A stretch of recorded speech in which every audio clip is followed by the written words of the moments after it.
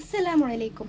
മാതാവും പിതാവും മരണപ്പെട്ട ശേഷം പിതൃവ്യൻ അബൂ ത്വാലിബും ഭാര്യ ഫാത്തിമയുമായിരുന്നു നബി സല്ലല്ലാഹു അലൈഹി വസല്ലമയെ അണച്ചു പിടിച്ചത്. അവരുടെ സ്നേഹവായ്പൊന്നും നബി സല്ലല്ലാഹു അലൈഹി വസല്ലമ മറന്നിരുന്നില്ല. ഇടയ്ക്കിടെ ഫാത്തിമയെ സന്ദർശിക്കുകയും ബഹുമാനം കാത്തു സൂക്ഷിക്കുകയും ചെയ്തിരുന്നു. അവരുടെ മരണവാർത്ത നബി സല്ലല്ലാഹു അലൈഹി വസല്ലമയെ ഏറെ വേദനിപ്പിച്ചു. മരണാനന്തര കർമ്മങ്ങൾക്ക് അവിടുന്ന് സന്നിഹിതരായി. ജനാസ നിസ്കാരം നിർവഹിച്ച് കണ്ണീരോടെ അവർക്ക് വേണ്ടി പൊറുക്കലിനെ തേടി. ആ പ്രാർത്ഥന എത്ര മനോഹരമാണ്! അല്ലാഹുവേ, ഈ മയ്യത്തിനെ നീ പുറത്തു കൊടുക്കുകയും മാപ്പ് നൽകുകയും ചെയ്യണമേ. അവർക്ക് നീ സൗഖ്യം പ്രദാനം ചെയ്യണമേ. അവരുടെ പാതയായത്തെ നീ ബഹുമാനിക്കണമേ.